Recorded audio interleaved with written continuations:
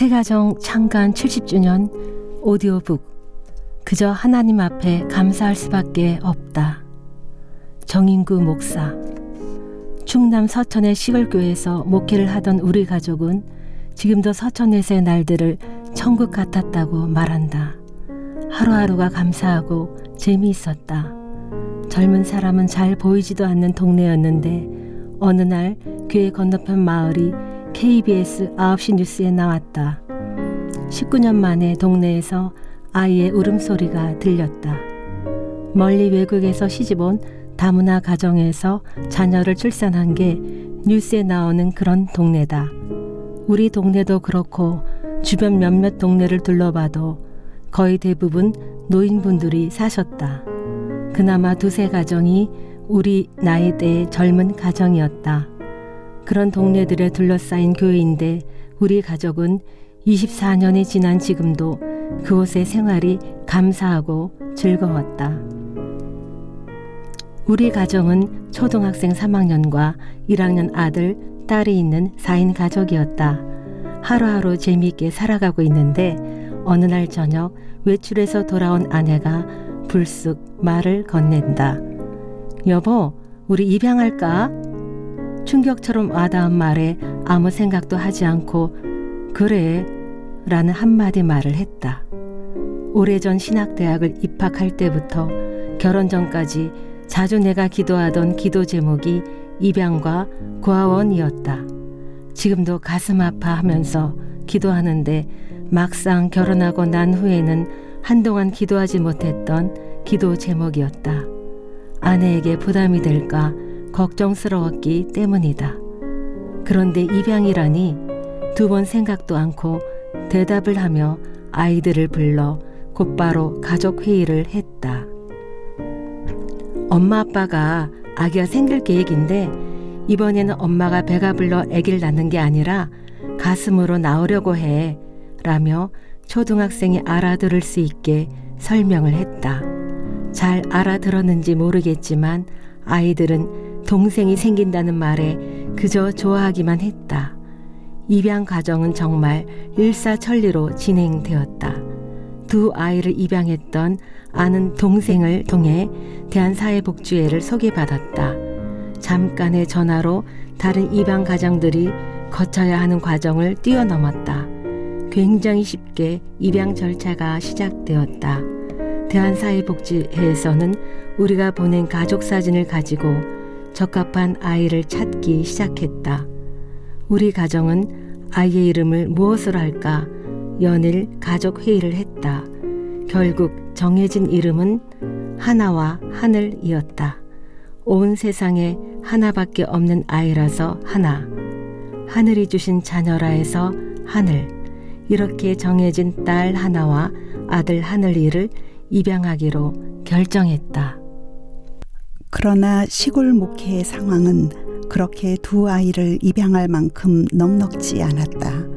그래서 조금 안정되고 여유가 조금만 생기면 넷째를 입양하는 것으로 결정을 했다. 며칠 후 대한사회복지회에서 연락이 왔다. 목사님, 혹시 남녀 쌍둥이 아이들인데 2 아이를 입양할 생각은 없으신가요? 마치 우리 가정의 회의 자리에 오신 듯 쌍둥이 2 아이를 이야기하셨다. 저희 가정에서도 회의를 해서 2 아이를 입양하려고 이름도 다 지었어요. 그런데 한꺼번에는 저희 형편으로 감당하기가 쉽지 않네요. 이번에는 딸, 다음에는 아들을 입양할게요. 지금도 그때 보았던 쌍둥이 사진이 눈에 아른거리곤 한다.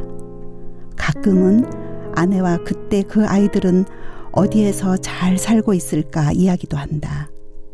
다시 며칠 후 입양 신청을 한 지 겨우 1달쯤 되었을 때 조금은 흥분한 복지사님의 전화가 왔다. 아드님과 너무 닮은 아이가 있습니다. 이제 겨우 1달밖에 되지 않은 신생아입니다. 미리 알고 정하신 것일까? 그 말을 듣고 우리 대답은 우리가 내일 서울로 갈게요 였다. 아침 일찍 출발해 아이를 처음 만났다.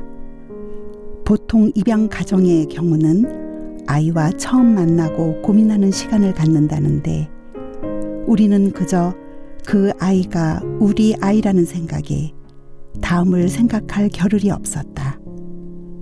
아내와 함께 그 자리에서 곧바로 결정했다. 아이와 함께 집으로 돌아오는 길은 꿈만 같았다. 지금도 우리 가족은 충남 서천에서 살았을 때를 가장 행복했던 시간이라고 말한다. 셋째가 생기기 전에 서천에서 목회를 시작했고 매일이 감사했었다. 셋째가 생기고 난 후에는 매일이 더한 감사와 감동의 연속이었다. 아이를 씻기면서 몇 날을 손을 떨었던가. 지금도 기억이 생생하다. 씻길 때마다 눈을 맞추고 웃던 아이의 눈빛, 작은 손과 가늘기만 했던 팔다리, 발을 씻기면서 아내와 함께 늘 완두콩처럼 예쁘다고 말하던 아이의 발가락, 하나하나 세어가면서 몇 날을 보냈다. 주일 아침에 아내가 아기를 안고 교회로 들어가자마자 온 교인의 시선이 아이에게 쏠렸다. 예배 인도를 하는 내 눈에도 교인들의 눈이 온통 아이에게 쏠려 있는 게 보였다. 광고 시간에 우리 가정의 입양 사실을 교인들에게 자세히 이야기를 했다. 문제는 그 다음이었다. 그렇게 자세하게 설명했는데 얼마 후에 경찰서에서 연락이 왔다. 목사님이시죠? 신고가 들어왔는데 누가 아이를 사택 앞에 버려두고 갔다고 해서요. 갑작스런 연락에 깜짝 놀랐지만 금세 설명할 수 있었고 경찰분의 오해도 쉽게 풀렸다. 그렇게 한바탕 소동으로 끝날 줄 알았는데 이번에는 동네에 소문이 돌기 시작했다. 동네 말썽꾸러기 녀석이 사방에 소문을 냈다. 입양은 무슨 입양? 거짓말이야. 내가 봤더니 목사님하고 똑같이 생겼던데. 목사님이 어디 가서 애를 낳고 입양이라고 거짓말한 거야. 작은 시골 동네에 순식간 소문이 퍼졌다. 우리는 웃었고 장로님은 일일이 찾아다니며 설명을 해야 했다.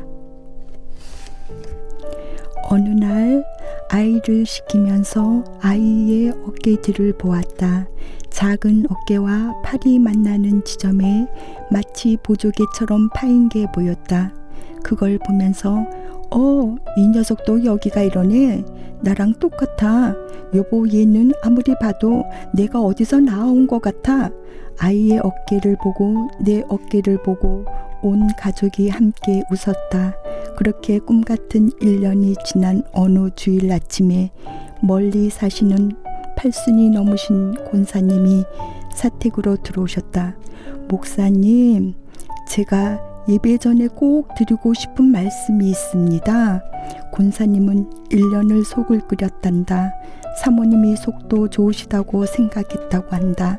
아무리 봐도 목사님하고 똑같이 생겨 입양이 아니라 목사님이 어디서 아이를 낳아서 데려온 것 같은데 사모님이 마음이 좋아서 입양한 거라고 그렇게 이야기했단다. 이제 제대로 알았다고 그간 오해해서 정말 죄송하단다. 80이 넘으신 노 권사님이 머리를 연신 조아리신다. 권사님을 보고 한마디 했다. 권사님, 제가 보니까 권사님이 정말 성격이 좋으신 것 같아요. 저 같으면 우리 목사가 그랬으면 어떻게 1년을 참아요? 당장에 쫓아내지. 그렇게 세월이 지나 이제 그 아이가 22살이 되었다. 몇 번 심하게 아팠던 기억들, 그 중에 한 번은 너무 힘들게 아파서 보름을 중환자실에서 견뎌야 했던 아이. 힘들게 견디던 아이를 생각하면 지금도 눈물이 나고 가슴 아프다. 그걸 말없이 묵묵히 간호하던 아내, 동생이라면 끔찍하게 아끼는 두 아이는 자기들도 작은데 아이를 얻고 다니겠다고 해서 엄마처럼 동생을 얻고 다니기도 했다. 그렇게 사랑받고 자란 아이는 어려서 껌 하나를 사면 주변 사람들에게 다 나눠주는 아이가 됐다. 그러다 보니 정작 자기가 씹을 껌이 없는 일이 허다했다. 감사한 일이다. 아이가 잘 자라줘서 감사하다. 그러나 정말로 감사한 건 아이를 입양하고 우리가 받은 혜택들이다. 하루하루가 그렇게 감사할 수 없을 정도로 매일이 감사의 연속이었다. 저 녀석이 있어서 우리가 더 감사하고 더 재밌게 사는구나 하는 생각을 셀 수 없이 했다. 아쉬운 건 이 아이가 좀 더 여유 있는 집에 입양되었더라면 어땠을까? 그랬다면 작은 교회의 목사가 해줄 수 없을 것들을 다 해줬을 텐데 하는 아쉬움이 있다. 가끔은 우리 부부가 막내에게 너무 정을 쏟아서 오히려 두 아이가 소외되지 않았을까 하는 미안한 마음으로 두 아이를 볼 때가 있다. 중학생 때까지는 해마다 입양가족 모임과 입양의 날 행사를 꼬박 참석했었다. 가끔은 아이가 뜬금없이 엄마가 나 낳았지? 라는 말에 가슴이 뜨끔할 때도 있었다. 이미 모든 걸 알고 있으면서도 엄마 아빠 딸이지 하며 확인한다. 작은 불안이 아이에게 있나 보다. 그럴 때마다 이제는 다 커버린 아이를 그저 말없이 꼭 안아준다.